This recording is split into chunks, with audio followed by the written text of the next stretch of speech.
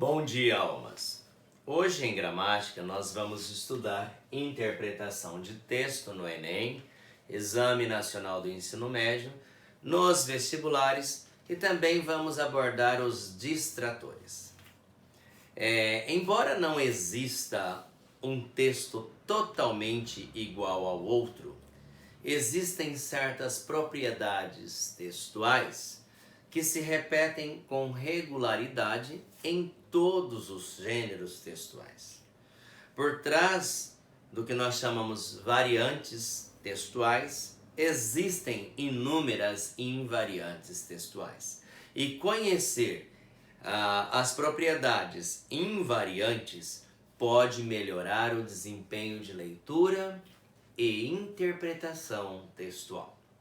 Nas provas de seleção anuais, como o Enem, os vestibulares, as avaliações continuadas, a competência de leitura ela é avaliada por meio de testes, bem como de questões discursivas. Para a resolução de testes e de questões escritas ou discursivas, é vantajoso conhecermos os erros de raciocínio que resultam em interpretações equivocadas, o que leva à aceitação de premissas ou conclusões que deveriam ser rejeitadas. Eu uso muito um termo, chega de falácia, para com essa falácia, falação sem conhecimento profundo, ou sem um embasamento científico, quando é um tema mais rebuscado, por exemplo. Então, falácia é o nome que a lógica aristotélica usa para designar certos tipos de raciocínio que são falsos, mas que têm aparência de serem verdadeiros, porque todo mundo, ou quase todo mundo, fala, defende. Então, falácia é uma mentira que, por ser muito dita, torna-se quase que verdadeira. As questões sob a forma de testes propõem invariavelmente alternativas.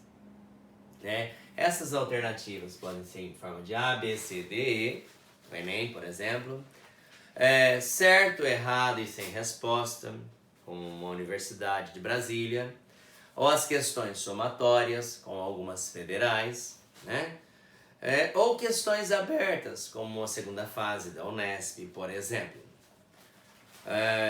O Enem ele vai classificar de distrator ou distratores procedimentos habituais de leitura que prejudicam a compreensão do texto e que frequentemente induzem ao erro. Vejamos aqui os distratores. Por exemplo, um texto ele foi escrito dentro de um contexto. O enunciador, o escritor, está inserido num contexto, ou ele aborda um contexto durante a escrituração do seu texto. O receptor, sou eu, você, as pessoas que vão lê-lo, vão interpretá-lo, têm que estar consciente desse contexto, que esse texto ele não é isolado, ele está inserido numa situação, num ambiente histórico, social, etc. Então, os dois têm que ter as sensações, as emoções, os sentimentos claros, porque as partes que compõem esse texto estão amarradas diretamente a um contexto no qual ele esteja inserido. Se é um texto do nosso dia a dia, tanto o emissor quanto o receptor estão inseridos no mesmo tempo.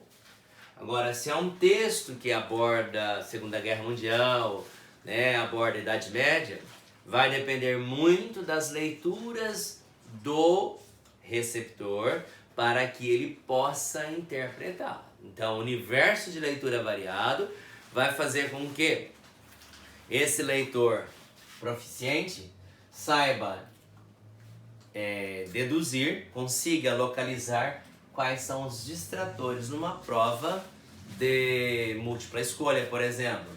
Quando vem lá, marque a alternativa correta após ler o texto. Marcar a correta. Ou seja, uma é correta, então eu tenho 4 outras incorretas.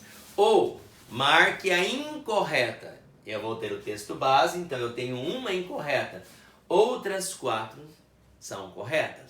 Então, o distrator é aquele que desvia o foco do texto base. São elementos pequenos, né? São detalhes. E aí o que leva a esse leitor não bom, proficiente de leitura, a cometer certos equívocos? Quando ele acha que a prova é fácil porque ela é de texto. Então é a ilusão de facilidade. Nossa, o Enem é facinho, não precisa estudar não. São textos, você lê e marca X.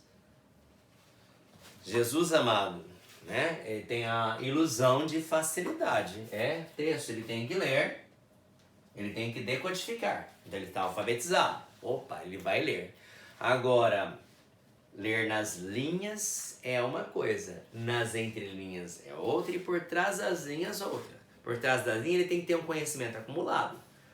Porque as variantes textuais, elas implicam muito em significação. E as invariantes também, às vezes descontextualizadas. As variantes estão contextualizadas e as invariantes fora de contexto. Então, um bom leitor, o leitor proficiente, né, é aquele que vai fazer essas diferenciações. Então, ele nunca vai achar, nunca vai ter a ilusão de que a prova seja fácil. Leitura fragmentária. O que leva a erro é uma leitura, o texto é longo, eu vou ler só a primeira parte, eu leio o enunciado, achei aqui. E desconsidero o todo. O todo sem a parte não é todo. E a parte sem a junção das outras partes não formam o todo. Então um texto ele tem que ter unidade de sentido. E o leitor, ele não pode ter essa leitura fragmentária. Ler um pouquinho aqui, outro ali, outro lá. Tá? Desprezo pela intervenção do contexto. Ele ignora isto daqui. Ele ignora as fontes, ele ignora as imagens, ele ignora os gráficos, os dados. Ele pula. Dedução não implicada. Ele começa a ler algo, ele já ouviu falar, ele nem termina, ele começa a fazer as deduções dele. E ele ignora o texto e o contexto. Então, tudo isso são indícios ou índices que o levam a cometer erros. Generalização apressada. Um está ligando ao outro. Um está ligado ao outro. Está falando de aborto, um texto, mas ele não termina de ler. Ele vai com o que ele já sabe, o que ele deduz, e ele remata a questão. Ele vai na que ele acha mais bonita, plausível, né? Segundo o que ele sabe, não o que o texto mostra. Falácia por erro de cálculo numérico, né? E aí, nós já falamos de falácia, né? É uma mentira, mas de tanto se mentir, se falar, torna-se quase que verdadeira.